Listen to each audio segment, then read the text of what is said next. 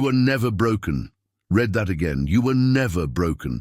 The thing you called failure, the thing that made you believe you weren't smart enough, wasn't a reflection of your mind. It was a reflection of a machine that was never designed to recognize what you carry inside. And tonight, I'm going to show you exactly how that machine works, who built it, and why your intelligence was its first target. Think about this for a moment. There are billions of human beings on this planet, each one born with a unique configuration of genius, pattern recognition, emotional depth, spatial awareness, creative fire, philosophical hunger. And yet, by the age of 10, most of them have already been sorted into two invisible categories, smart and not smart, not by life, not by nature, by a system. A structure that measures your worth through memorization, obedience, and the ability to sit still for 8 hours, while someone reads from a textbook that was outdated before you were born. The ancient Greeks had a word, metis, a kind of cunning, practical intelligence, the wisdom of the fox, the skill of the sailor reading the wind. It was revered. It was sacred. Today, that same intelligence gets a child labeled as distracted, difficult, or below average. The philosopher Sir Ken Robinson once observed that we don't grow into creativity, we get educated out of it. And he was being generous, because it's not just creativity that gets crushed. It's the full spectrum of human brilliance. The kid who can take apart an engine at 12 but can't pass algebra isn't unintelligent. He's simply speaking a language the system refuses to learn. The girl who writes poetry that makes grown adults weep but fails standardized reading comprehension isn't struggling. She's overflowing, and the container is too small. We've confused compliance with capability and obedience with understanding for so long that we've forgotten what real intelligence even looks like. Here is the part that most people miss. The system wasn't broken by accident. It was built this way on purpose. Modern education in much of the world traces its architecture back to the industrial age. Factories needed workers, not thinkers, not dreamers, not revolutionaries. Workers, people who could follow instructions, tolerate monotony, and produce on schedule. So they designed schools to look like factories, bells to mark shifts, rows of desks like assembly lines, standardized output measured by standardized tests. The Prussian model of education, which influenced systems across Europe and the Americas, was explicitly designed to create compliant citizens and efficient soldiers. And here we are, centuries later, still running the same blueprint, wondering why so many brilliant people feel like failures. You didn't fail the system failed you, and it did so by design. Now here's what makes this even more painful. It's not just school. The sabotage continues into adulthood. The workplace rewards conformity. Social media rewards performance. The economy rewards consumption, not contemplation. Every structure you move through after school continues the same project, flattening your intelligence into something manageable, something predictable, something profitable for someone else. You've been taught to measure your mind by productivity, by salary, by titles, by how quickly you can answer a question someone else wrote. But intelligence, real intelligence, has never been about answers. It's about questions. It's about sitting in the discomfort of not knowing and refusing to accept a shallow explanation. It's about seeing connections where others see chaos. And that kind of mind, that kind of fire, is deeply inconvenient for systems that need you to stay in line. If this is already hitting close to home, if you're starting to feel something stir inside you that's been quiet for too long, imagine what comes next.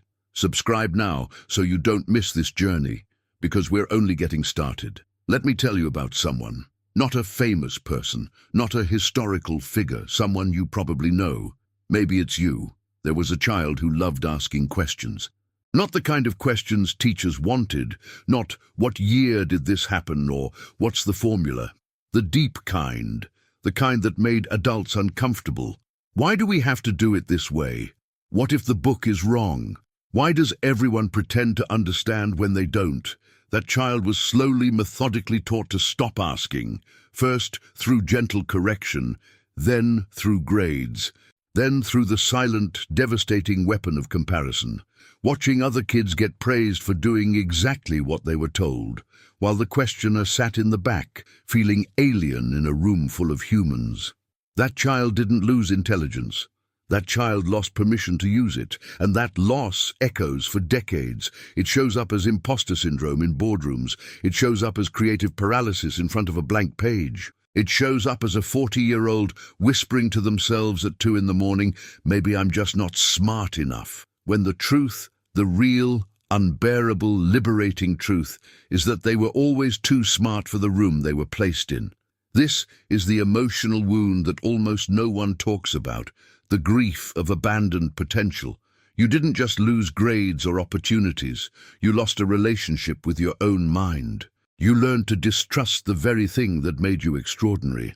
And the cruelest part is that you were taught to blame yourself for it. That's how elegant the sabotage is. The system doesn't just suppress your intelligence. It makes you believe the suppression was your fault. You internalize the failure. You carry the shame. And the machine keeps running, invisible and unquestioned. But here is where the story changes.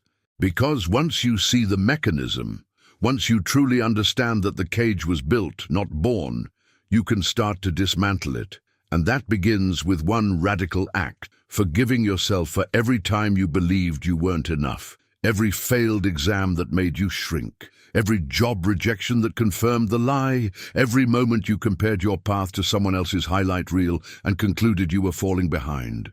None of that was evidence of your limitation. It was evidence of a mismatch between who you are and what the system was equipped to recognize. The psychologist Howard Gardner proposed something revolutionary decades ago: the theory of multiple intelligences: linguistic, logical, musical, spatial, bodily, interpersonal, intrapersonal, naturalistic. 8 distinct forms of brilliance at minimum. And yet most educational and professional systems only reward 2, linguistic and logical, mathematical. That means if your genius lives in any of the other 6 dimensions, you've spent your life being graded on your weaknesses, while your strengths went unnoticed, unvalidated, unnamed. Think about what that does to a person over 20, 30, 40 years. You walk through the world carrying a treasure chest, and everyone around you keeps checking your pockets instead. So what do you do with this knowledge? First, you reclaim your definition of intelligence. You stop letting a system that was designed to produce factory workers tell you what brilliance looks like.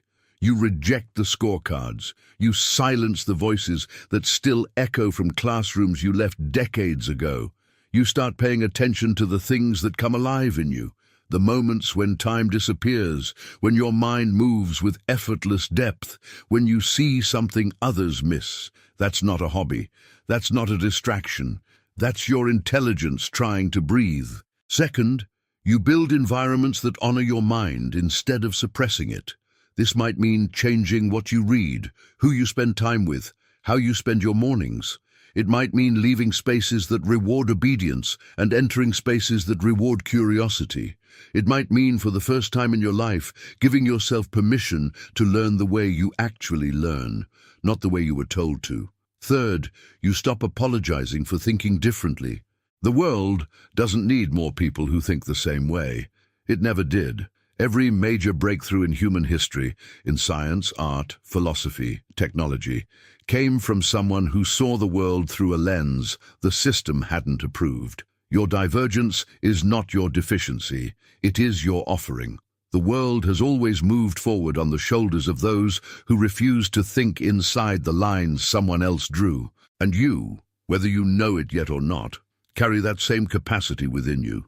But there's a secret still deeper that few people ever reach, and it's this: the system doesn't just sabotage your intelligence, it sabotages your relationship with meaning itself. Because when you've been told for years that your mind is inadequate, you start to believe that your questions don't matter, that your search for depth is impractical, that your hunger for truth is naive. And slowly, imperceptibly, you trade meaning for safety.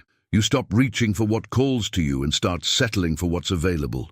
You shrink your life to fit the container they gave you instead of shattering the container to fit your life. And this is the real crime. Not that they made you feel stupid, that would be painful enough, but that they made you feel small. They took a mind built for oceans and convinced it to live in a glass of water. They took a fire meant to illuminate and taught it to smolder quietly so it wouldn't disturb anyone. The philosopher Friedrich Nietzsche warned that the greatest danger for most of us is not that our aim is too high and we miss it, but that it is too low and we reach it. That quiet tragedy, the tragedy of a life lived beneath your own capacity, is the system's greatest success. Because a person who doesn't know their own power will never threaten the structures that depend on their compliance. Here is the revelation that changes everything. The one thing the system never wanted you to discover. Your intelligence never failed. Not once, not ever. It was rerouted, suppressed, mislabeled and punished. But it never disappeared. It's still there, right now, in the way you think about the world at 3 in the morning, in the way you sense things before they happen, in the way you understand people without them saying a word, in the way you've always known, somewhere beneath the noise, that you were meant for something the system never had a category for. That knowing, that quiet, persistent, unshakable knowing, is the proof, not of arrogance, not of delusion, but of an intelligence so deep it survived everything that was thrown against it.